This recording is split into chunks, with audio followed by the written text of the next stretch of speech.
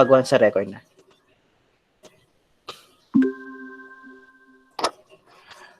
Okay, una week 1, key concepts of function. And then magsisimula ako sa example na real life. So ganito, yung number of, let's say sa computer shop, yung number of hours na in-spend mo sa paggamit, meron siyang kinalaman sa babayaran mo sa cashier. Next example, yung layo na na-travel mo doon sa jeep na nakasakay ka, meron din siyang kinalaman sa pamasahe. Habang palayo ng palayo, mas lumalaki yung pera. Pag malapit, mas onte. So may kinalaman yung distance covered sa fare. Next, yung individual salary, meron siyang kinalaman sa educational background. So, bali kung heavy ang educational background mo, let's say nakapag-master's degree ka, hindi ka lang undergraduate, or hindi ka lang pala nakapag-bachelor, nakapag-bachelor ka, pwede ka nakapag-master's, basta mas maraming achievement, mas mataas yung salary, sahod. Last, yung number of hours you spend playing mobile games, meron siyang kinalaman sa academic performance. Okay. So kung napapansin nyo, ang term ko, o kung naririnig nyo, kung hindi ako choppy, meron akong term na ginagamit na merong yung kinalaman. So ibig sabihin merong relation sa pagitan ng dalawang bagay. Tulad dito sa salary, yung individual salary sa educational attainment. Kasi number of hours, klase niya si Revilla, Christian. Opo, sir. Okay. Yung number of hours sa paglalaro ng mobile games, meron siyang kinalaman sa academic performance. So, meron daw dalawang bagay na merong relation. So, ang pag-uusapan natin ngayon, relation. Ngayon, ang relation is defined as set of ordered pairs. Basta may pair na dalawa. I mean, sa isang pair, merong relation yun. And we denote it as x, y, pag-coordinate form. Yung x, tinatawag din tong independent variable, predicting variable, o kaya input. Yung y naman, dependent variable, resulting variable, o kaya output.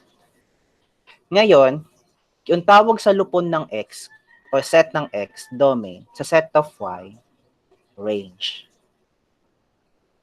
Ngayon, may apat na uri ng relation. O kung gusto ko mag-establish ng relationship between two things, may apat na possible. Una, one-to-one. So, sa isang one input to one output. Next, one-to-many. One input to several outputs. Third, many-to-one. Several inputs to one output. Last, many-to-many. Several inputs to several outputs. Ngayon, yung many-to-many, hawak niya yung one-to-many at many-to-one. Kung nag-satisfy, ulitin ko lang, yung many-to-many, pag satisfy siya sa one-to-many, saka sa many-to-one, many-to-many siya. So, may apat na way para ma-establish ko anong relation. So, may apat na specific na tawag. And next, may special type of relation. Tinatawag tong function. At yung definition niya, nagkaroon ng extension sa relation. Function is a set of ordered pairs such that there is no two ordered pairs such that no two ordered pairs have the same x values. So, bawal umulit yung inputs. Bawal yung one input to several outputs. So, kung babalikan natin yung relation na apat, yung one-to-one, function to hindi.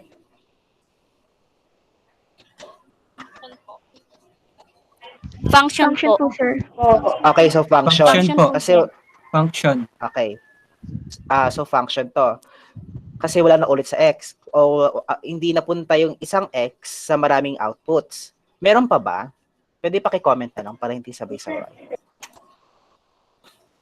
Pa-comment na lang. Many to one po. Ha, okay, sige. Roy Carlo. Many to one. Okay, so several inputs to one. Wala naman na ulit sa inputs. Unlike sa one to many,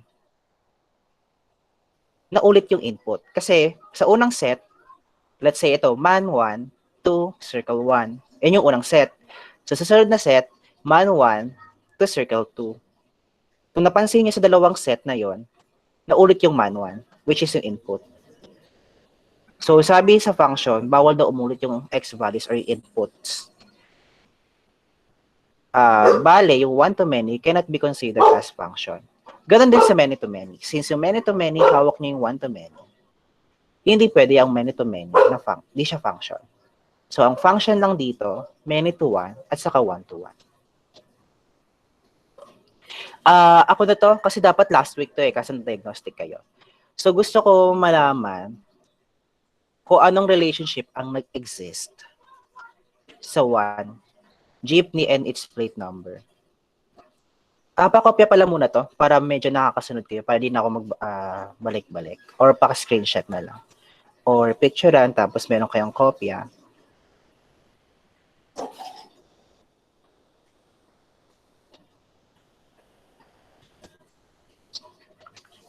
Okay? Okay, number 1. So, jeepney and its plate number. Alam naman natin yung plate number, identity ng isang vehicle. Okay? And di ba na-trace niya yung kung sino yung gumamit ng vehicle na yun? Kasi naman nagmamay-ari. So, ngayon, since yung jeepney, meron lang isang plate number, so yung jeepney ay 1 to 1. A jeepney and its plate number, 1 to 1 ang relationship. So, function yung number 1. 1 to 1, saka function. Number 2, teacher and cellular phone. Huwag natin i-take yung cellular phone as singular, no? Possible ba si teacher dalawa phones niya? Possible Yes, sir. yun. Yes, sir. So, pwede tayo mag one to many. Bakit bawal yung many to one? Kasi yung many to one, ibig sabihin two different persons sa isang cellphone. Eh, alam naman natin yung cellphone, private property to. O personal property, di pala private, personal property to. So, hindi pwede mag-share ang dalawang tao sa isang phone. So, bale yung two, one to many siya, and then, not function. Number 3, student ID. Student at saka yung student ID, one to one to. Kasi yung ID, identification to, yung ID number, identification to ng student. Parang other, ano lang to, other representation ng name. Parang pangalan ng estudyante to sa school. So, bale, one to one yung number 3 at function. Pen and the color of its ink. No? Minsan, medyo nagde-debate kami dito ng mga estudyante. Kasi pwede siya sa many to one. Parang different pen to one color. Let's say different brands daw. Kasi tinignan nila yung pens, different brands. So, pwede sa many to one. Tapos yung one to many, pwede rin kasi may mga ball pen na dalawa yung kulay. Or 3, 5. So, bale ito, yung number 4, pwede siya sa many to one. Kung gano'n ang example, kasi last time, kung wala sila madahilan, doon ko lang makakonsider. So, pwede siya sa many to one, tas one to many. So, pwede ko siya makonsider as many to many. Yung number 4. So, many to many, not function. So, sa number 5, height and age. So, sa height and age, no, let's say ito, balikan natin. Sa height and age, possible dito, kung isipin natin, two different persons na different yung height, na same yung age. Let's say 5'6", tas 5'5", parehas ang edad.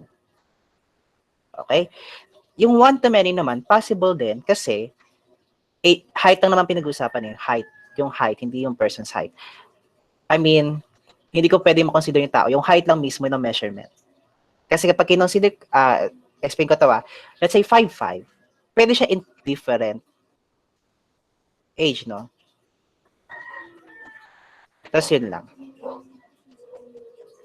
So, yung height and age, pwede siya sa many to one, saka sa one to many. So, many to many. Kasi kapag person's height, pwede ang possible nito. Ang ambiguity kasi, parang isang tao, possible ba kapag 5'5" yung isang tao, tapos dalawa yung age niya? Parang, kung nagigets niyo yung pinopoint out ko, pag isang tao, pero yung dalawa yung age, parang ganun kasi napupoint. Kaya hinalis ko yung person. Kaya height na lang. Kasi ganun naiisip ng iba. Kaya nagkakaroon ng ambiguity do sa term na person's height. So, number 6, number 5, ulitin ko lang, many to many, that's not function. Number 6, students in mathematics grade. Many to one to, kasi several students, pwedeng pare-parehas ang grades. Many to one to, and function. Number 7, Catholics and their God.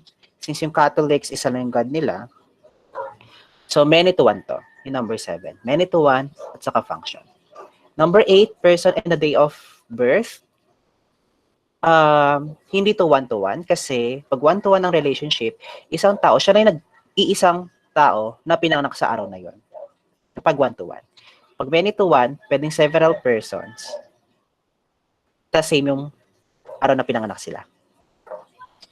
So ito, number 8, many-to-one, saka function. Number 9, persons vote to the list of senators. So bale, sa isang balot, pwede kang bumoto ng hanggang 12 na senador. Okay? So, possible dito yung one to many. Kasi ikaw mag-isa, pwede kang bumoto ng several people o several senators.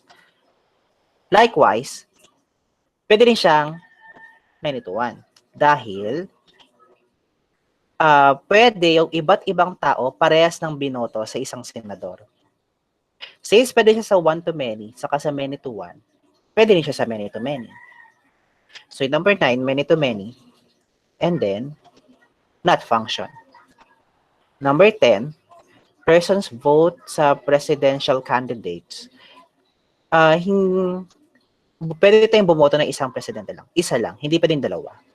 Okay? Kasi hindi niya makakount. Ngayon, yung persons vote sa presidential candidates, hindi siya one-to-one kasi hindi pwede na ako lang boboto sa isang candidate na yon. Kung hindi, ang relationship nito is many-to-one. So, pwedeng iba't ibang tao sa isang president na candidate ang boboto. So, many-to-one, tas function yung number 10. Okay, next. Differentiation between relation and functions. Ang relation, yung input, pwede mag-repeat, samantalang kay function, hindi.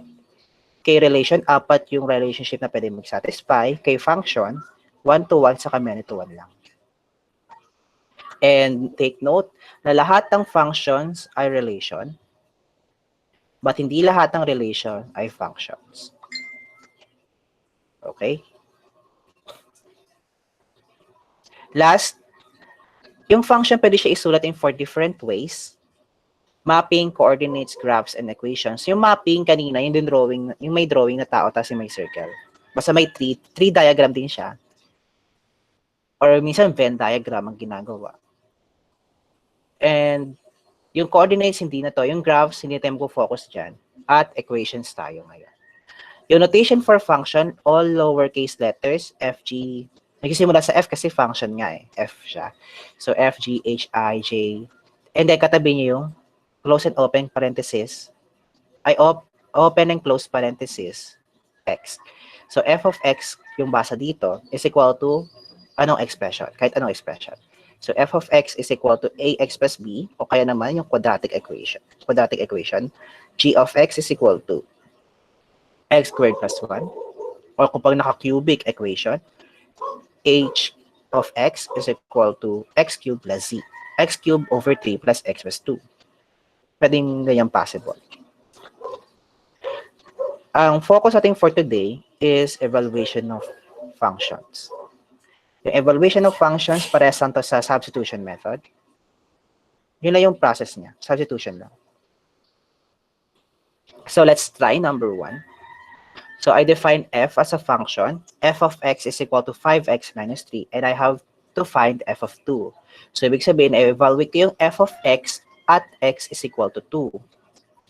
So solution ko, first, copy the function. f of x is equal to 5x minus 3, and substitute all x to 2.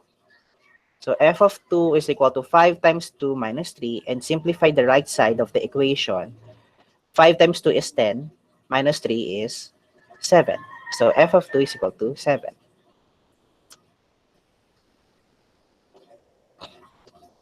Okay, let's move. Example number 2. Let f be the function defined by f of x is equal to 5x minus 3, and we have to find f of 3 plus f of negative 3. In this case, dalawang beses tayo mag-evaluate ng function at x is equal to 3 and x is equal to negative 3. So solution, first, copy the function. F of x is equal to 5x minus 3 at f of 3 muna tayo. So all x must be substituted to 3. So f of 3 is equal to 5 times 3 minus 3. And simplify the right-hand side of the equation. So 5 times 3, 15 minus 3 ay 12. So f of 3 is equal to 12. Next one, for f of negative 3. Again, copy the function. Change all x to negative 3. So magiging f of negative 3 is equal to 5 times negative 3 minus 3. Hindi pa nag-appear sa slide. Okay. Next, simplify yung right-hand side of the equation. 5 times negative 3 is negative 15 minus 3. So, yan.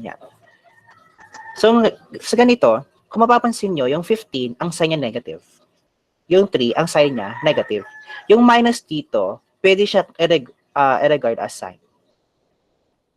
Pwede siya i-treat na sign. Yes po. Addition po.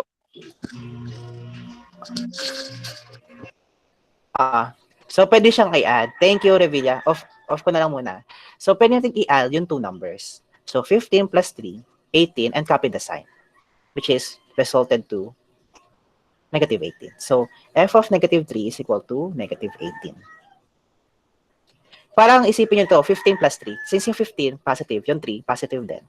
So, 18, parang ganun din, yung way niya, pag dalawang negative. Last, hindi pa to yung final step, final na hinahanap natin, o final goal. Kung hindi, i-add natin yung dalawang in-evaluate natin. So, f of 3 is equal to 12. Ito siya. F of negative 3 is negative 18. And if you are dealing with, two different signs, tapos ang operation niya is addition. First, ang gagawin muna natin is i-neglect muna ang signs ng different numbers. So, 18 and 12. Ngayon, yung 18 and 12, i-minus natin. Larger number minus a smaller one. So, 18 minus 12 is 6. Pero hindi pa siya nagtatapos. Itignan natin kung ano ang sign ng larger number. So, ang larger number natin is 18. Ang sign niya ay negative. So, bale, negative 6 yung result. So, f of 3 plus f of negative 3 is equal to negative 6. So, ito na yung goal natin. Nakuha na natin yung f of 3 plus f of negative 3. Question so far? Wala po, sir. None po. Okay. Thank you. So, example number 3, medyo pahirapan natin ng onte. So, let f be a function defined by f of x is equal to 2x squared minus 3x. And evaluate the function at x is equal, hindi ko pwede sabihin yan, f of x plus 3. Solution, first copy the function, f of x is equal to 2x squared minus 3x, and substitute all x to x plus 3. Okay? So, f of x plus 3 is equal to 2 times the quantity of, 2 times the square of the quantity of x plus 3 minus 3 times the quantity of x plus 3. And then, solve tayo. I-expand natin yung naka-square. Para ma-expand yan, gagamit tayo ng FOIL method. And as we know, according sa laws of exponent, kapag ang exponent ay 2, ang x plus 3 na to, pwede na rin siyang isulat as dalawang x plus 3. Kasi ang multiplicity niya ay 2. So, dalawang x plus 3 na i-multiply, And FOIL method again. FOIL method pala, first, x times x, which is x squared. Next, x times 3 is 3x or positive 3x. And x time, tapos tayo sa x pala. Sa 3 naman tayo. So 3 times x is 3x. 3 times 3 is 9. Kung napapansin nyo, yung sign naging operation. Naging plus na siya. And then, di pa tayo tapos dyan kasi i-combine pa yung like terms. So, x squared plus 3x plus 3x plus 9. Yung dalawang 3x i-add natin kasi like terms sila. So, lalabas, x squared plus 6x plus 9. Ito yung expanded form ng the square of the quantity x plus 3. Ito siya. Next, ang problema natin, ito yung 3 times the quantity of x plus 3. Ngayon, yung minus dito, isasama natin siya para hindi na tayo mahirapan mamaya. So, bale, yung 3 dito, isasama natin yung negative. So, yung minus dito, naging sign. So, yung negative 3, siya yung i-distribute natin inside the parentheses. So, negative 3 times x is negative 3x. Negative 3 times positive 3 is negative 9. Kung napansin nyo yung negative 9, yung negative niya naging minus or operation. Okay. Distribute natin. Di pa tayo tapos dyan. Distribute natin yung terms inside the parentheses. So, 2 times x squared is 2x squared. 2 times 6x is 12x. 2 times 9 is 18. Minus 3x minus 9. So, ngayon, hindi pa tayo tapos dyan kasi i-group pa natin siya at ayusin natin in descending order yung expression. Pag sinabing descending order, from highest exponent to lowest exponent. So, unahin natin yung 2x squared. Wala siyang kaparehas na term. So, stay yan, yung 2x squared. Yung 12x, may like term siya na negative 3x. So, yun yung pagtatabi natin. Nilagyan ko lang ng parenthesis para ma-emphasize lang yun yung may x. Plus 18 minus 9. So, yung lahat ng constants, ipagtatabi. Mahalaga ang groupings para hindi tayo malito habang nag-add kung sakaling lengthy yung expressions o napag-expand.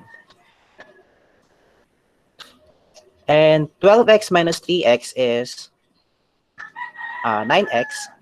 Less than 2x squared. Tapos 18 minus 9 is 9. So, pag sinulat natin to, f of x plus 3 is equal to 2x squared plus 9x plus 9. Ito na yung final answer.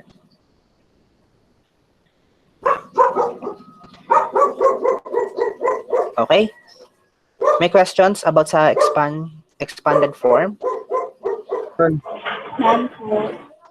Okay. So, last example, punta tayo sa piecewise function. Piecewise function is composed of several expressions for different parts of the domain. So, ngayon, himay-himayin natin yung definition, no? So, yung f of x, composed of several functions. So, maraming expression, yung mathematical expressions.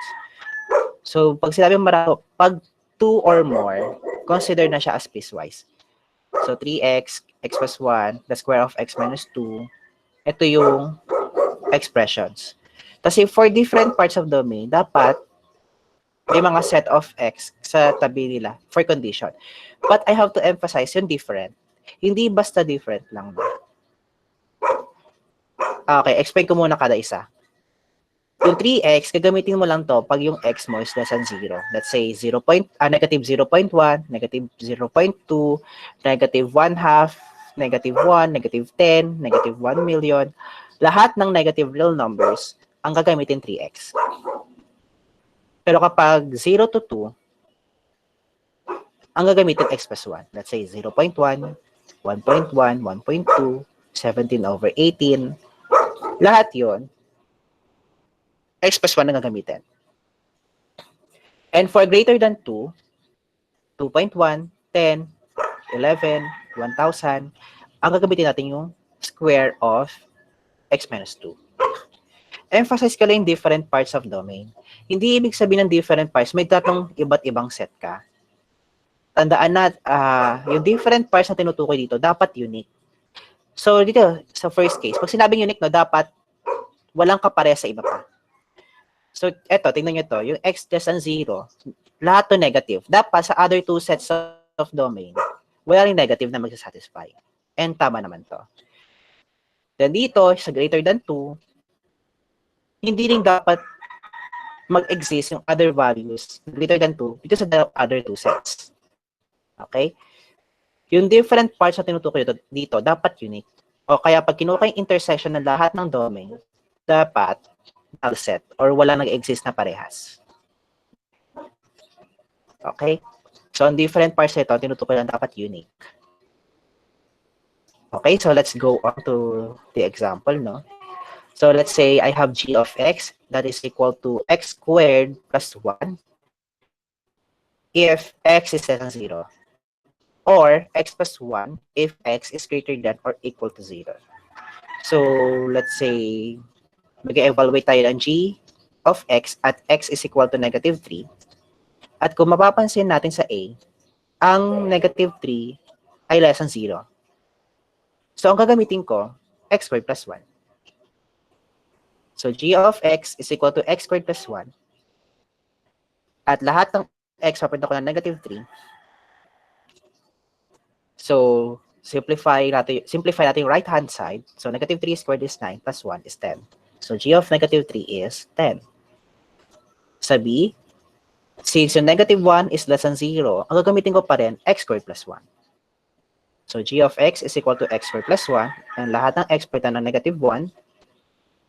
G of negative 1 is equal to negative 1 squared plus 1. And negative 1 squared is 1 plus 1 is 2. So, g of negative 1 is 2. Letter C, since yung 0 ay nandito sa condition na to na x is greater than or equal to 0, ang gagamitin kong expression, x plus 1. So, g of x is equal to x plus 1. So, lahat ng x, papunta ko ng 0. So, g of 0 is equal to 0 plus 1. So, yung right-hand side ay 1. So, g of 0 is equal to 1. Okay? Questions? Yun po. Okay. Yan. Okay, thank you. So, ito na. Exercise number 2. Pwede kayo magsagot dyan in random. Tatawag na lang ako kung sino yung merong sagot na. So, for 5 minutes, sagutan to. Kahit sagutan nyo lahat or iilan lang dyan. 5 minutes lang. So, 133, 133.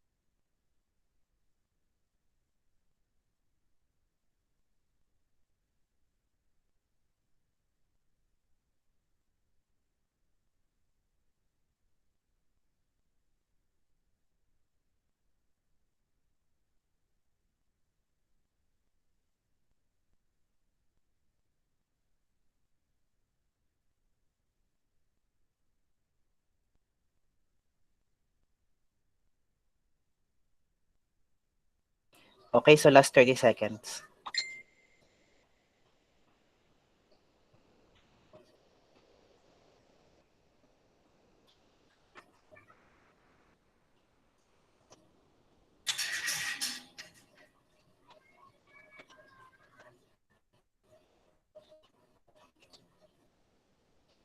Okay.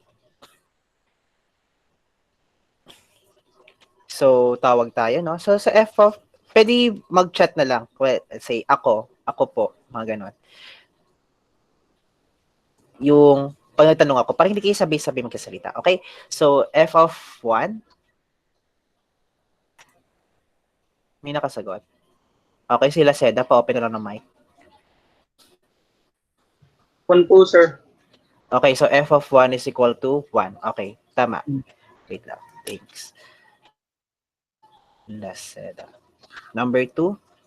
Number 2. Next, F of negative 1. Pasabi na lang, Mendez. Pa-open na mic. -1, sir. Okay. Pa-complete na lang nga. So, F of negative 1 is equal to negative 1. Are you -1. sure? May agree ba dito tayo, Castillo? Castillo? Agree tayo dito? No po, sir. It should Anong be sagot mo? negative 13 po. Okay, F try of natin kung negative -1 13, no? equals to negative 13. Try nga natin yung susunod. Kung agree tayo dito, Tabago, John Derry.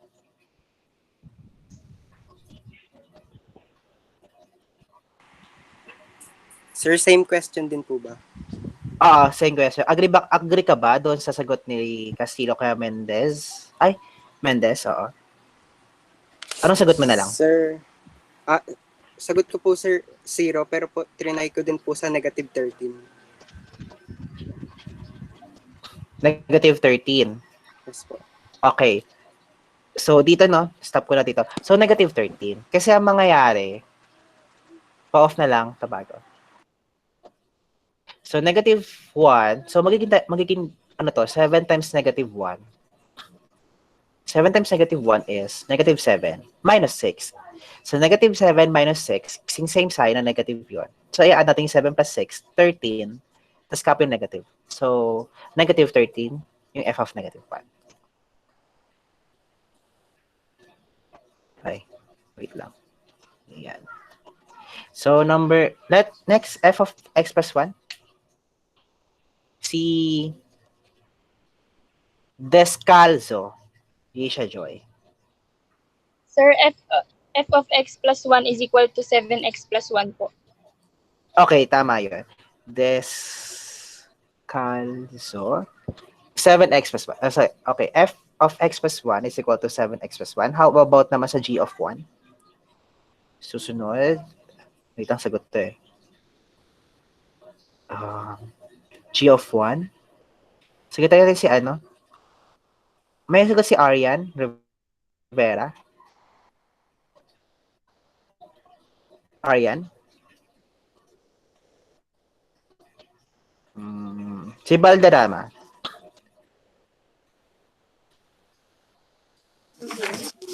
Balderrama ano, sir? Ay, oo nga. Hana Marie Tricia. Ma'am, sir, Tricia. di ko Si po Tricia. nakita. Sir, di ko po nakita. Dumiretso po ako sa part 2.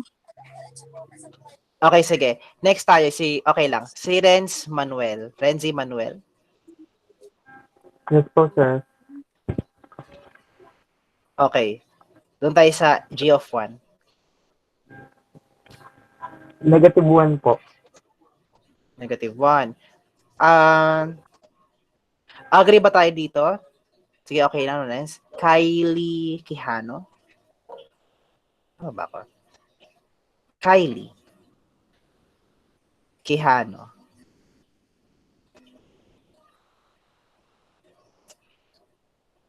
Okay na, si Dak Kiawag. Tama ba? Si Dak Kiawag, hindi. Anong sagot mo, Dak Kiawag? 2 po, sir. 2. Okay, no? So, yung G of 1 is 2. Kasi ito, 1 squared is 1 times 2, 2. Minus 1, minus 1. So, 2 minus 1 minus 1 is 0. Okay, thank you.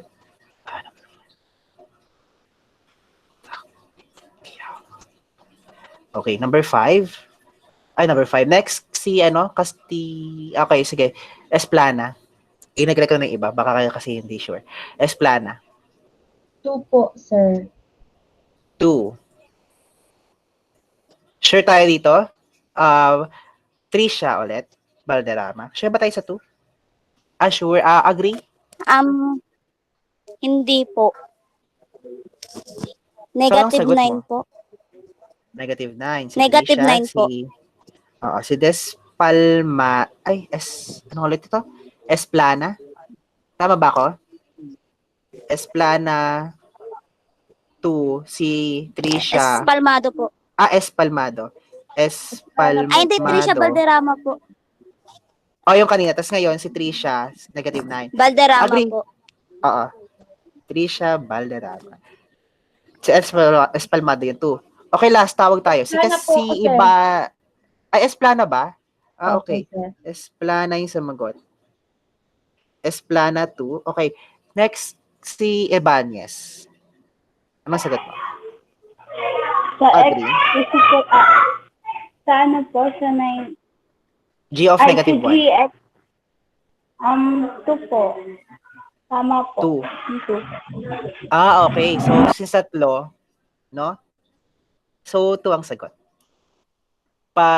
Ulit na lang ng math kung paano nagawa to. Kasi mayroon pa tayo marami pang lesson. Last, thank you sa, Esplanade sa Ibanez. G of x plus 1, ito yung pinakamahirap sa part na to. Okay, sige, Ibanez. Wait, iba. Parang si Ibanez meron na, no? Si na lang, Espenesi. Oo na, okay, Espenesi. G of x plus 1 is equals to 2x squared plus 3x.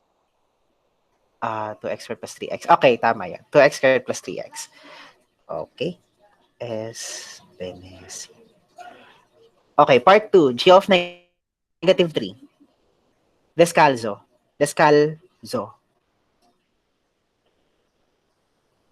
G of negative 3 sa part 2. Sir, negative 22 po. Okay, negative 22. Correct. G of negative 1. Wait lang. Sunod ko na ito, Ereno. Sir, negative 12 po. Okay, tama. Negative 12. Next, G of 0. Castillo muna. Castillo. Sir, negative 3 po. Okay, tama. Negative 3. G of 0 is negative 3. G of 1. Ano pa nga ulit? Castillo. Next, si Tabago. G of 1. Negative 1 po, sir. Negative. Okay, tama. Negative 1. So, G of 1 is negative 1. Last, may nag-reply ba? Wala na. Sino kaya? Si Sardena.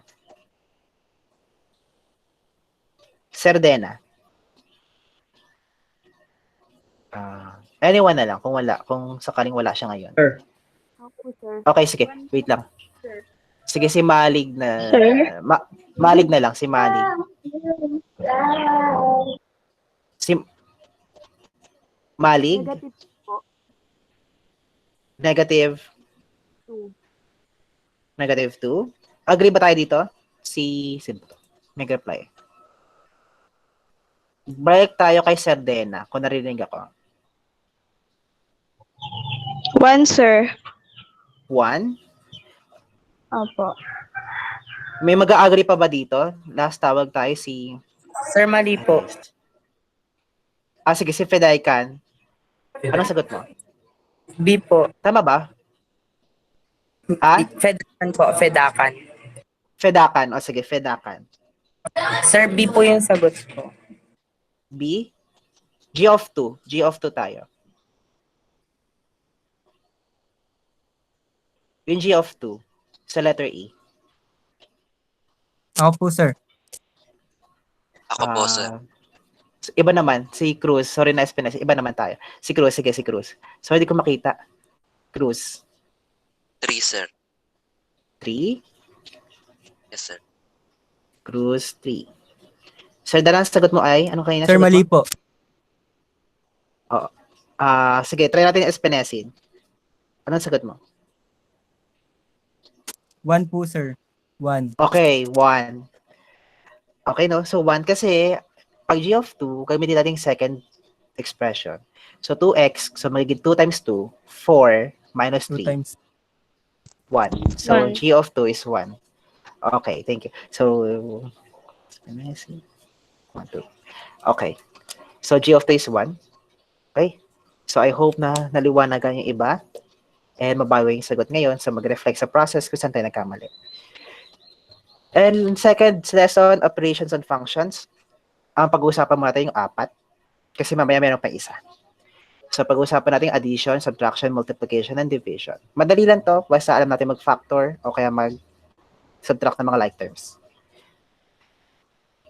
I have two functions here. F of x is equal to 3x minus 3, and g of x is equal to x minus 1. And I have to find the sum of two functions, which is in A, difference of two functions, which is in B, C for product of two functions, D for quotient of the two functions. So ngayon, ang ginawa ko ngayon, sunod ko lang given, and then hinighlight ko sa violet yung f of x at yung g of x sa green para magkaroon tayo ng separation ng ano. Pwede pa off ng mic o sa akin yon. Medyo may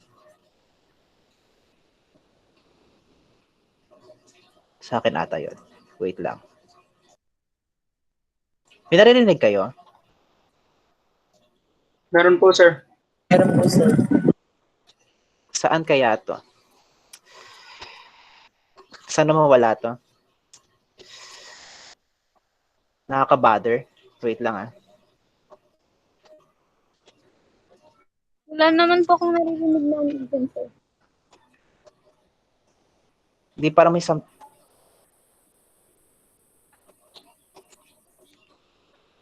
wala. O, sa part ko lang. Okay. Sige, tignan ko na lang. Nakita na. Okay. So, A, sum of two functions. And again, okay. So, solution. Ito yung problem.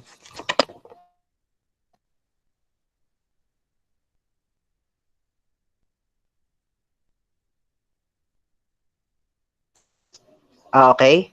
So, may f plus g of x. Pag sineparate ko to, so f of x plus g of x, and yung f of x, papalitan ko lang ng 3x minus 3 at saka yung g of x ng x minus 1. So, ito mangyayari, 3x minus 3 tapos plus x minus 1. Wait lang na ano ako. Sa akin ata ito. Bakit kaya?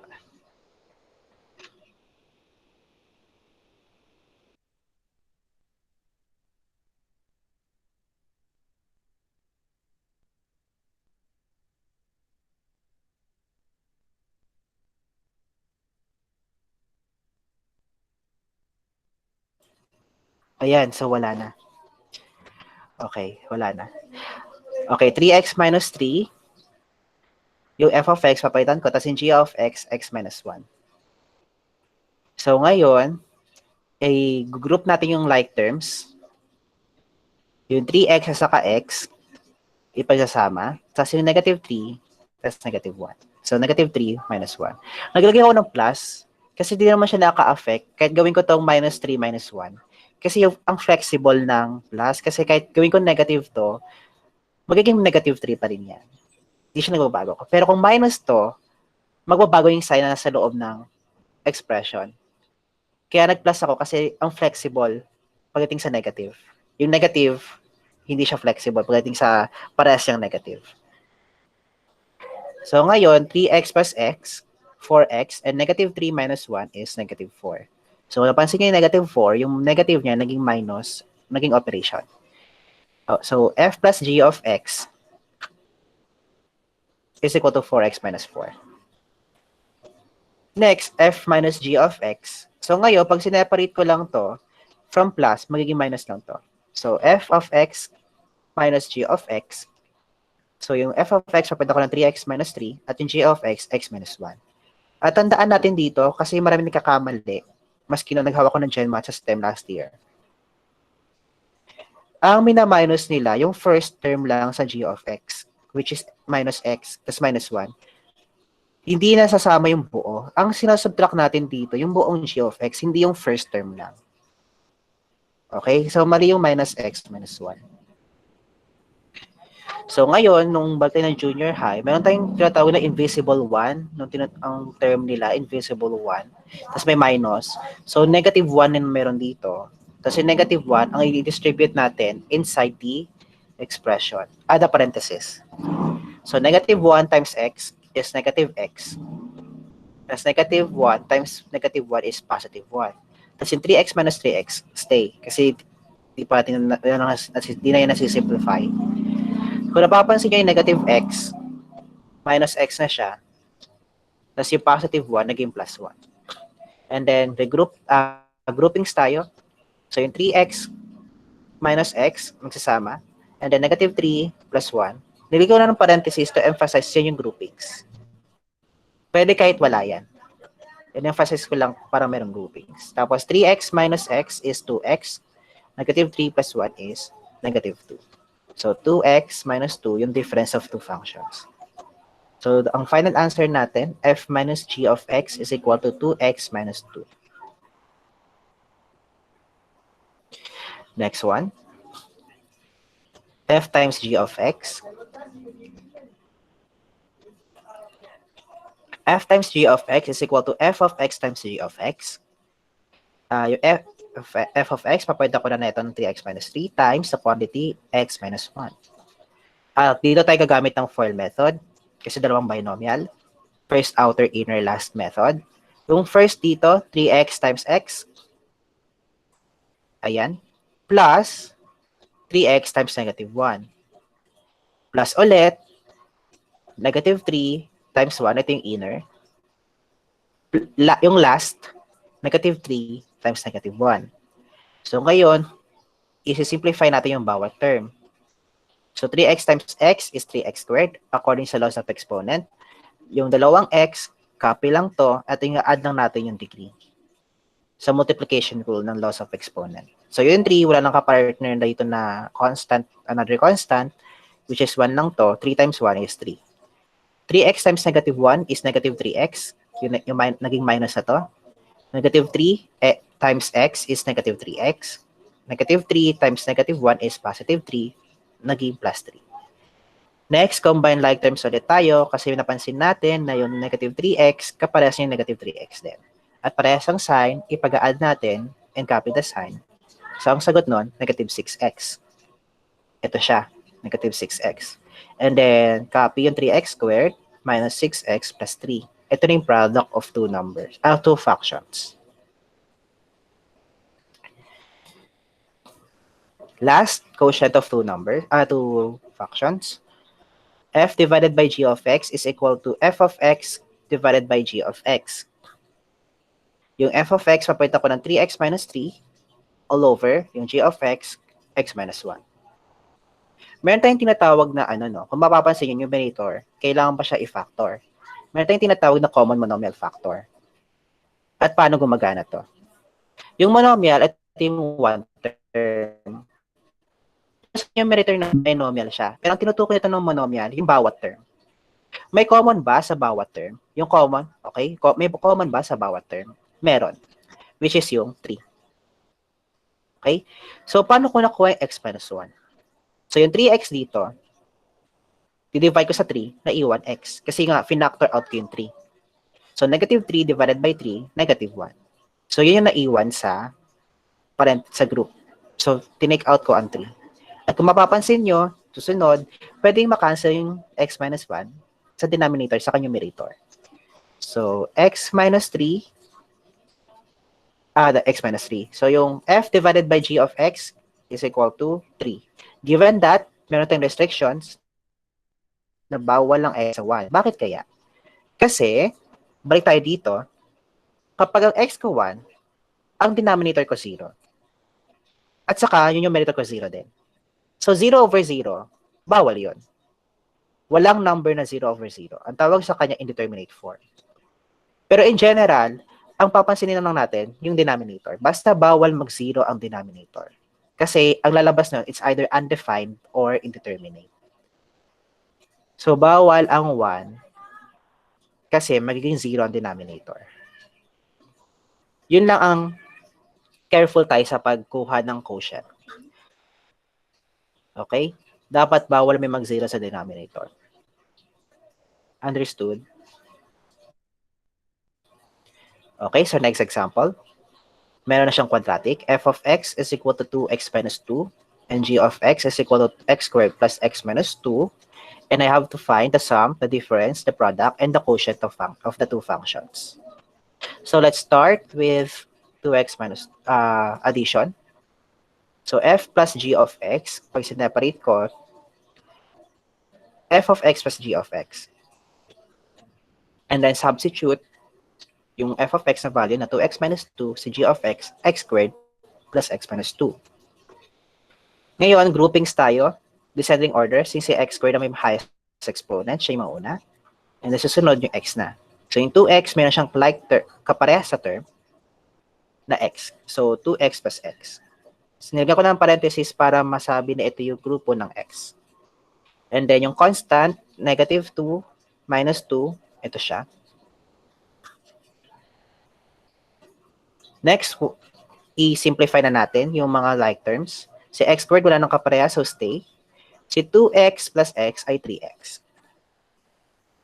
Negative 2 minus 2, since parehas ang sign na negative, add natin dalawang numbers, which is 4, and copy the sign na negative. So, minus 4. So, therefore, f plus g of x is equal to x squared plus 3x minus 4. Letter B, f minus g of x. F minus g of x is equal to f of x minus g of x. So ngayon, yung f of x, papalitan ko lang ng 2x minus 2 minus the quantity x squared plus x minus 2. Hindi mo siya ulit gagawin na ganito. Minus x squared plus x minus 2. Tandaan, hindi yung first term ang sinasubtract sa g of x, kundi yung buong g of x. Again, mayroong invisible 1 dito. So, negative 1 to. So, yung 2x minus 2, stay kasi di ba masisimplify to. I-distribute po natin yung negative 1 inside the expression. So, negative 1 times x squared is negative x squared. Negative 1 times x is negative x. Negative 1 times negative 2 is positive 2. Kung napapansin nyo, yung sign naging operation. Minus x squared na, minus x plus 2. So ngayon, descending order ulit and combine like terms or regroup like terms. So negative x squared plus 2x minus x plus negative 2 plus 2. And then, yung negative 2 plus 2, 0. 2x minus x is x. And negative x squared stay na to kasi wala na siyang kaparehas. So pag sinunod natin, ito na siya. Negative x squared plus x. So f minus g of x is equal to negative x squared plus x. Okay. So, next slide. F times g of x. So, f times g of x is equal to f of x times g of x. So, ngayon papalitan ko ng f of x ng 2x minus 2, g of x ng x squared plus x minus 2. At hindi na tayo mag-FOIL method. Kasi ang FOIL method for binomial lang. Since may trinomial tayo, ang gagamitin natin ngayong term, distributive property. So ngayon, pag distributive property, ang gagawin ko lang, sa left side, kasi mas onti siya, i-distribute ko siya sa right or sa green. Isa-isa sa bawat term. So 2x times x squared is, yung muna, plus 2x times x, eto na, plus, o di ko lang kaya plus kasi flexible siya pagdating sa signs. So, 2x times negative 2, ito siya, plus, negative 2 times x squared, ito. Susunod, negative 2 times x, last, negative 2 times negative 2 ay, ayan. Ngayon, bawat term, i-simplify natin. So, 2x times x squared is 2x cubed. By loss of exponent, ang degree ng x sa 1. So, add natin 1 plus 2 is 3, tas copy yung x. Plus 2x squared. 2x times 2x is 2x squared. 2x times negative 2 is negative 4x. Negative 2 times x squared is negative 2x squared. Negative 2 times x is negative 2. Negative 2 times negative 2 is positive 4. And kung mapapansin din, yung 2x squared at saka yung negative 2x squared, kapag pinag-add natin yan, 0. Kasi parehas sila. Parang 2x squared minus 2x squared. 1 minus 1, 2 minus 1, x minus x. 0 lahat yun. So, pwede siya makancel. Susunod, ang naiwan ay... Wait lang, hindi lumalabas. Okay. 2x cubed minus 4x minus 2x plus 4. So, ngayon, yung meron pa rin like terms yung negative 4x plus negative 2x, ko-combine natin. So, naging negative 6x yun. So, yung 2x cubed, wala nang kaparehas, stay. Negative 6x, tas yung 4 dito, wala nang kaparehas, stay to. So, yun yung ang product of two functions. F times g of x is equal to 2x cubed minus 6x plus 4. Okay? So, next, last example. Meron pa tayong operation. Sana ma-extend tayo kahit sa konti lang. So, f divided by g of x is equal to f of x over g of x. So, 2x minus 2 all over x squared plus x minus 2. Kung sa numerator, mapapansin natin, may common sa dalawang monomial. Ang tinatawag nito greatest common factor sa bawat term. Yung 2 times yung 2 yung greatest common factor. Tapos ang naiwan sa loob, x minus 1 na lang. So, paano sa denominator? Paano ko nakuha yung x plus 2 tapos x minus 1? Paano ko siya na-factor? So, ngayon, merong kinalaman yung middle term at saka last term. Yung coefficient na middle term, yung may x, ang coefficient niya 1 kasi wala nakasulat na number dito. Pag wala nakasulat, ibig sabihin automatic 1 yun. And coefficient of last term, which is yung constant term, hindi 2 ang isusulat kung hindi negative 2 kasi isasama yung sign. So ngayon, anong kinalaman ng 1 at saka negative 2? Sila ngayon yung isama yung product. Ngayon, isip tayo, since x squared to, ibig sabihin may dalawang possible na numbers na ang sum niya 1, ang product niya negative 2. Ano kaya to?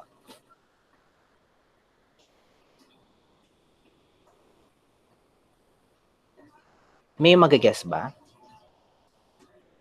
Ano yung dalawang number kapag pinag-add ko 1, at the same time, ang product niya, negative 2? Meron ba?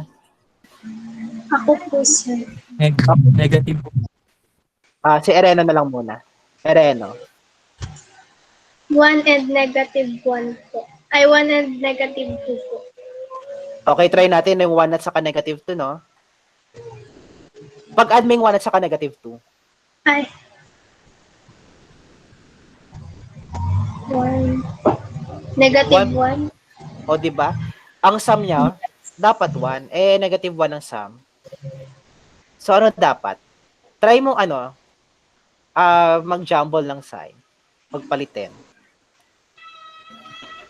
Negative 1 and 2. Statement or ano yan? Question. Statement. Okay, statement. So, Ereno, tama yun, no? 2 at saka negative 1. So, kasi, pag pinag-add natin yung 2 at saka negative 1, is 1 ang sagot. 2 minus 1. At saka, 2 times negative 1 is negative 2. So, yung dalawang numbers na hinahanap natin ay 2 at saka negative 1. Pagkatapos nito, tatabihan lang siya ng x.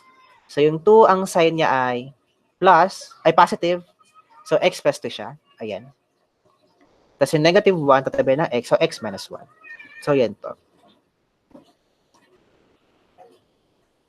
Okay, so pwede na tayo kung napansin natin, factorable yung numerator at saka denominator. At kung napapansin din, pwede tayo mag-cancel ng expression from both sides.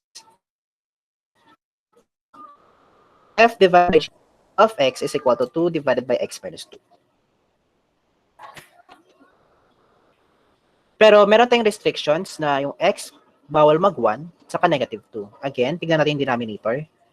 Ano yung bawal na number? Para ano yung mga numbers pag pinag-add natin dito sa loob ng expression, ang sagot 0. So mag-umpisa tayo sa x plus 2. Anong number pag in-add sa 2 magiging 0? Yun ang negative 2. Okay? Bawal ang negative 2 kasi magiging 0 ang denominator. Pwede siya maging undefined or indeterminate. Sa x minus 1, anong number pag pag binawasan ko ng 1, ang sagot 0. Ang lalabas doon, ang number na yon 1. So, bawal yung 1. Okay? So, lalabas yung 2 over x plus 2 na quotient. Basta ang x to value mo, hindi pwede mag-1 saka negative 2. Mahalaga to kapag nag-rational function tayo. Okay? So, rational function siguro next 2 weeks. Ito, di na ako magpaparecite kasi kukulangan tayo sa oras. Paki-picture na lang.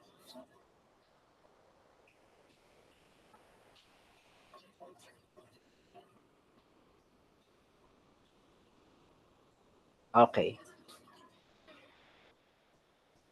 Last composition of functions na tayo. Composition of functions. Okay, so given two functions f of x and g of x, the composite function is denoted by, ito, pag mayroong bilog sa gitna, ang basa na lang natin dito para may separation, f is composed of g of x. So, it's denoted by f is composed of g of x is defined by, ito, f is composed of g of x is equal to f of g of x. Okay? Pwede mo rin basahin to ng f with g of x. Ito, lahat yan. Kahit ano dyan, pare-parehas lang yan. Okay? So, example tayo. Di ba rin last example na to, tapos the rest, wala na. So, given two functions, f of x is equal to 2x plus 3, and g of x is equal to 4x plus 3, and I have to find f is composed of g of x, which is in A, and g is composed of f of x, which is in B.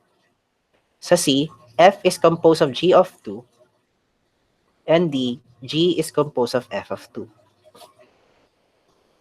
Doon tayo muna sa A. Solution, f is composed of g of x is equal to f of g of x. So ngayon dito, yung g of x, papalitan ko ng 4x plus 3 kasi yung equal na expression niya. So mangyayari ngayon, f of 4x plus 3. And balik tayo sa evaluation of functions. Yung 4x plus 3, yun ipapay ko sa lahat ng x ng f of x. In this case, 2 times the quantity na siya. 2 times the quantity, 4x plus 3, plus 3. So, distribute natin yung 2 inside the expression. O isang the parenthesis. 2 times 4x is 8x. 2 times 3 is 6. Okay. So, ngayon, combine like terms yung constants. So, 6 plus 3 is 9. So, 8x plus 9. Yun ang f is composed of g of x. Next, g is composed of f of x.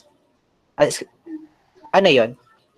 As ko lang po, sir, kung bale, unahin pong ilagay yung g of x bago po i-transpose dito sa f of x. Yes. G muna. Oo, G muna yung ilalagay. Tapos bago mo siya ilagay sa F. Oo. Okay po. Okay, pwede naman diretso. Yung value ng G. Oh, yun din. Diretso dito sa X. Kasi pag sinabing compose, no, yun yung laman ng F of X. Parang sa next example, G is composed of F of X. Yung G, ang laman niya F. So, bale, G G of f of x. So, bale, ang laman ng G, dapat f of x. Since ang f of x natin, 2x plus 3.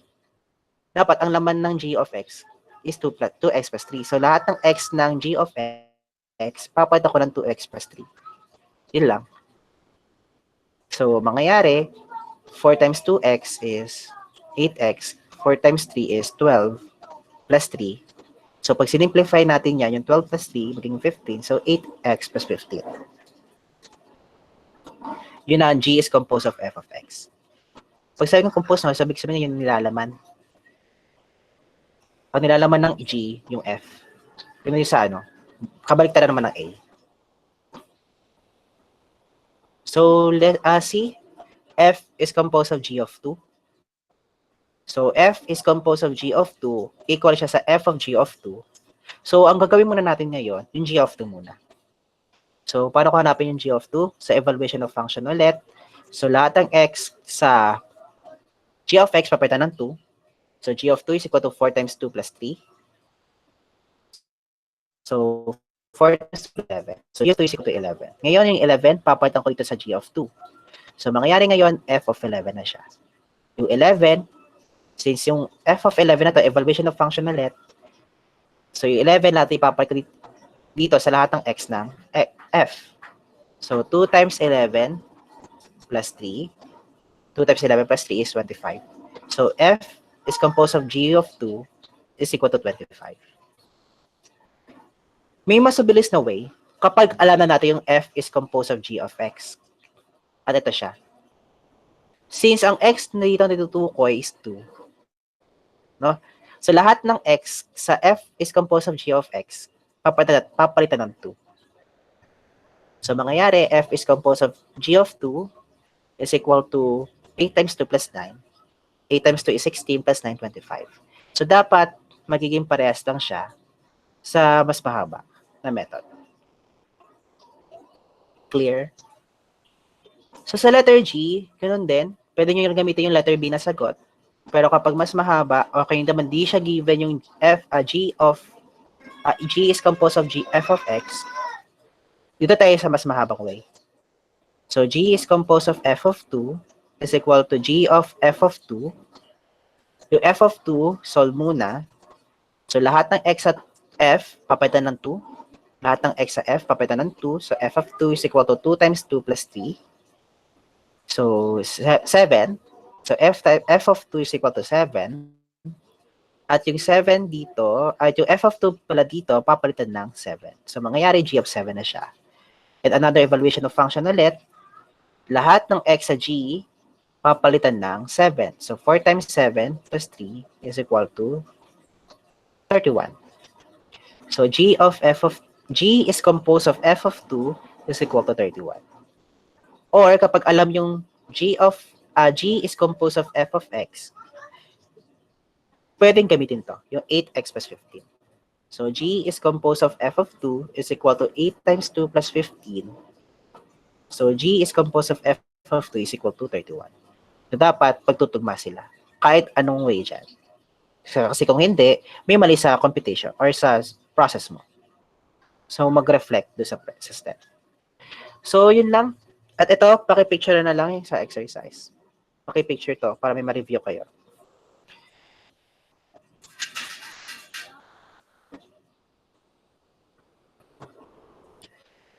Okay.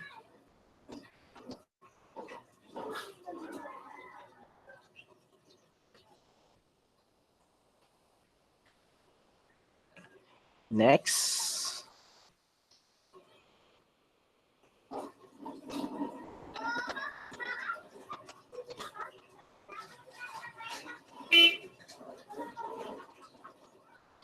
Okay.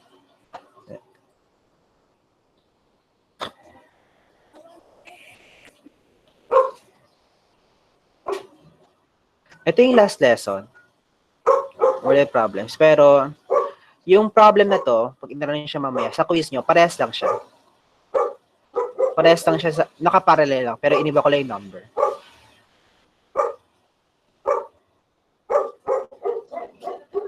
Okay? Tapos ito susunod.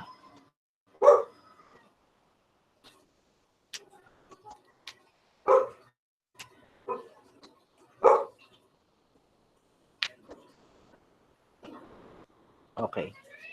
Tapos susunod.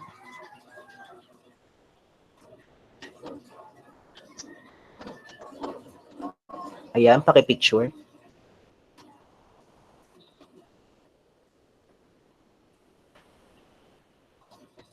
And then sa example number 2, ayan.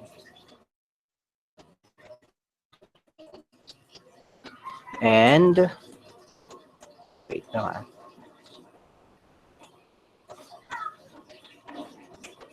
Ayan.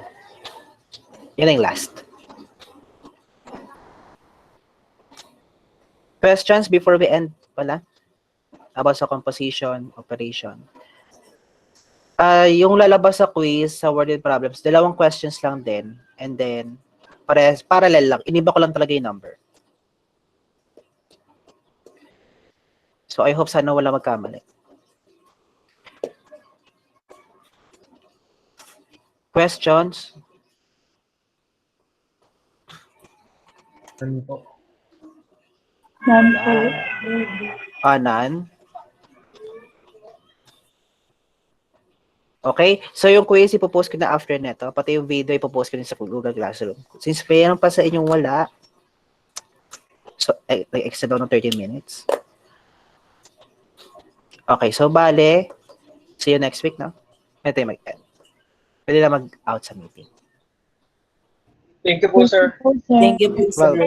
Thank you, sir. Bye-bye, sir. Thank you po, Bye-bye sir. po. Thank you, sir. Bye po. Thank you po, sir. Babush.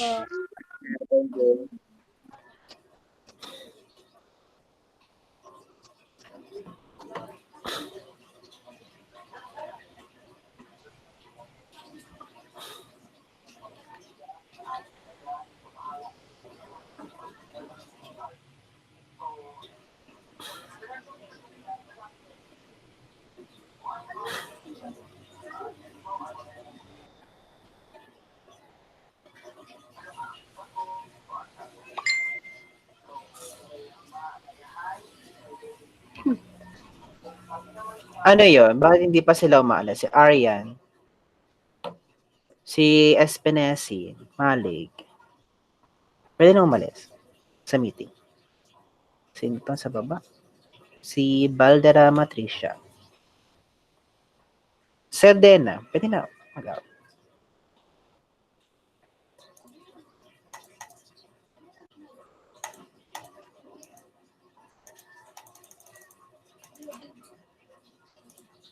Okay. So, stop ko yung meeting. Stop record.